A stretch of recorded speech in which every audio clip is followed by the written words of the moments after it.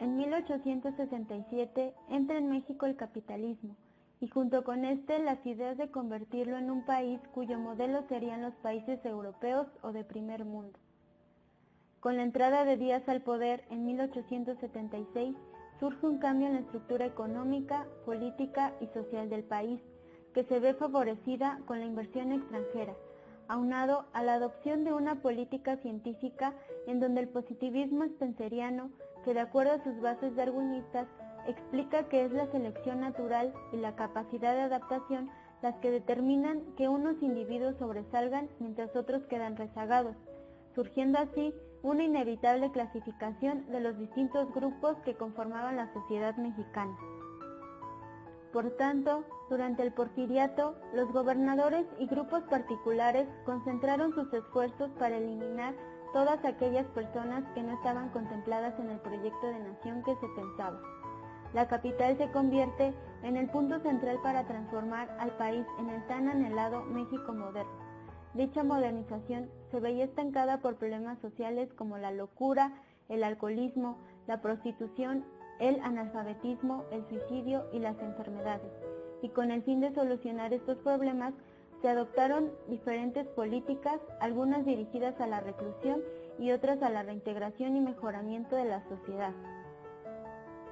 A pesar de los esfuerzos, esta etapa se caracterizó por las condiciones de salud bastante malas, provocando que la mayoría de la población mexicana estuviera propensa a contraer enfermedades de todo tipo, especialmente parasitarias o infecciosas, por lo que tuvieron que realizarse un sinfín de trabajos en todo el país y específicamente en la Ciudad de México para combatirlos, no por el bienestar de la población, sino por el hecho de que la enfermedad era concebida como un signo de retraso, por lo que si se quería llegar a un país avanzado como los europeos, la ciencia trazaría el camino que se tiene que seguir para combatir esto.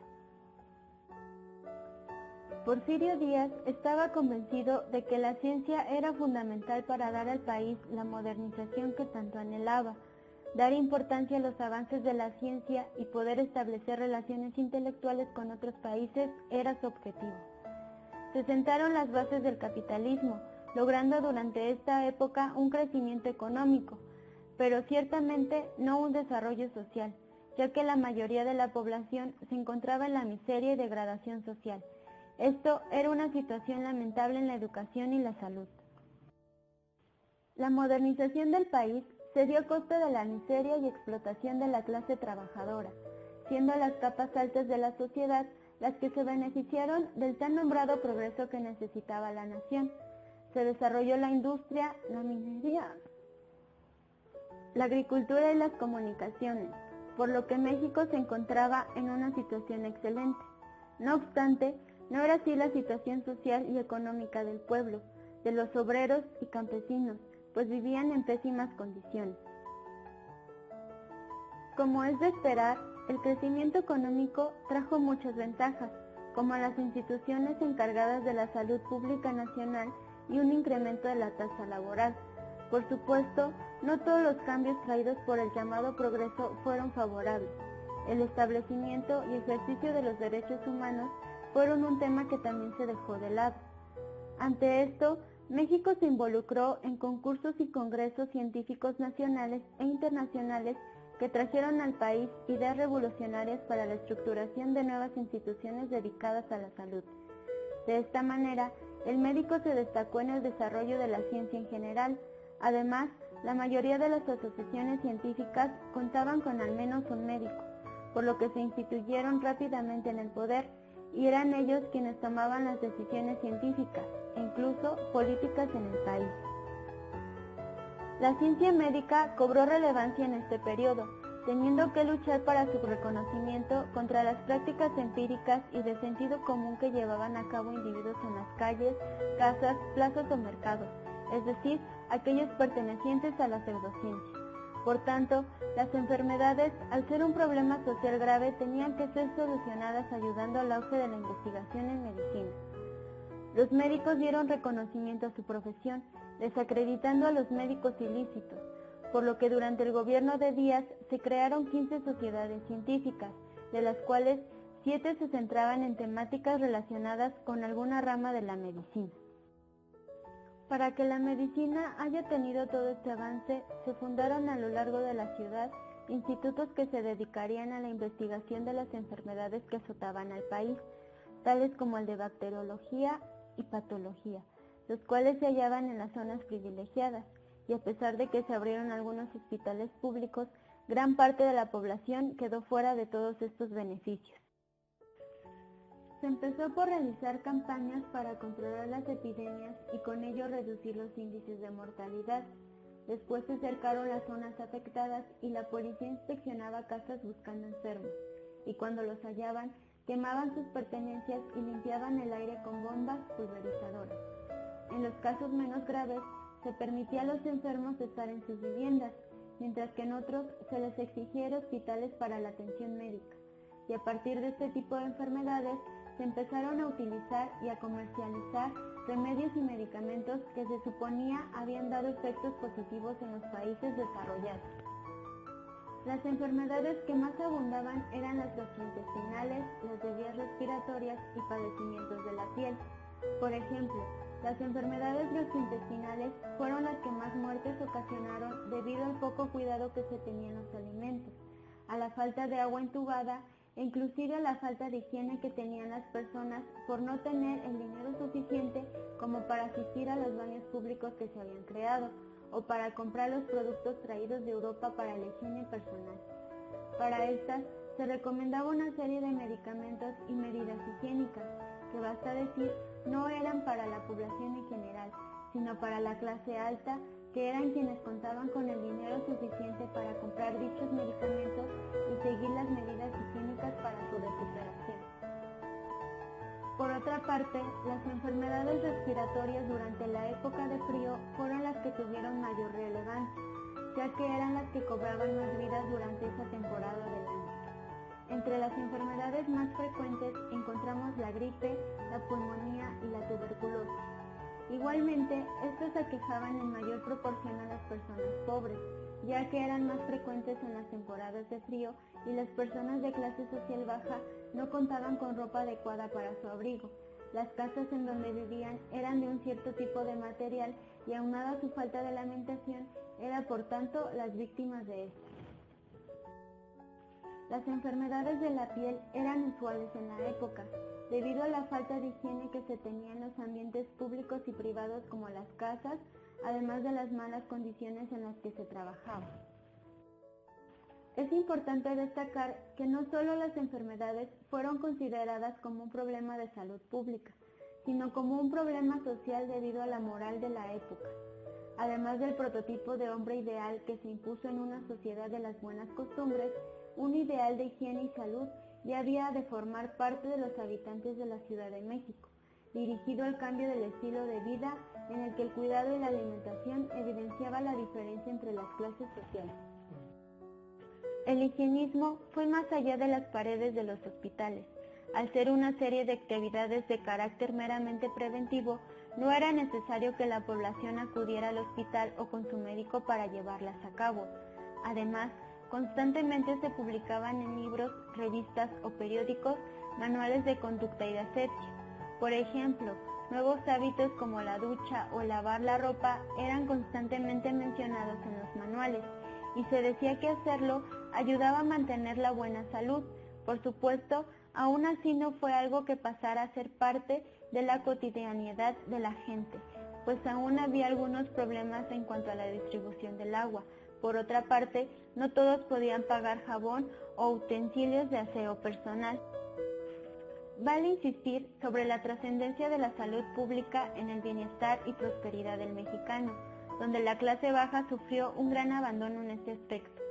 Además de las diferencias físicas o visibles que se hacían en el porfiriato para clasificar a las personas y para decir que eran más propensos a contraer enfermedades, es de vital importancia mencionar que las características psicológicas ya se reconocían como un factor que posibilitaba la aparición de las enfermedades. Las explicaciones que se daban al por qué las personas de la clase baja padecían en mayor proporción estas enfermedades se encontraba el hecho de que eran más ignorantes, sucios e inmorales, y en cambio, cuando las personas de la clase alta habían contraído alguna enfermedad, la explicación cambiaba drásticamente. Para ellos, se justificaba diciendo que contraían las enfermedades ya que sus defensas estaban desgastadas debido a su intelecto cansado y débil por las difíciles tareas que tenían que hacer. Si ya se hacía una clara distinción de los factores psicológicos durante el Porfiriato, ¿por qué no se hizo uso de la psicología para ayudar a prevenir las enfermedades, el alcoholismo, la delincuencia, y si en cambio se utilizó como remedio de represión social? La psicología, al igual que en el Porfiriato, ha quedado de ver a la sociedad como ciencia, disciplina y profesión. En la actualidad, las enfermedades que aquejan a la población son diferentes. Este siglo se ha caracterizado por una epidemiología psicológica, en donde las emociones, sentimientos e ideas producen enfermedades somáticas. Sin embargo, la psicología se ha olvidado de esto, dejando nuevamente a la medicina como encargada de la salud en general. La psicología se ha olvidado del cuerpo, ya que según esta ciencia, este pertenece al dominio de la medicina. El cuerpo representa el medio por el cual nosotros nos movemos en el mundo e interactuamos en él. Lo usamos para comunicarnos y relacionarnos con otros y con nosotros mismos, y para modificar nuestro entorno. Pero este modifica a su vez al cuerpo, y con el tiempo se instaura en él. El cuerpo se convierte entonces en una manifestación del medio, y se moldea según las tendencias dominantes. En el caso del Porfiriato, las principales fuerzas influyentes en la conformación corporal eran el capitalismo, el positivismo y el darwinismo spenceriano. El modo de producción hacía que la imagen de la clase dominante fuera la ideal.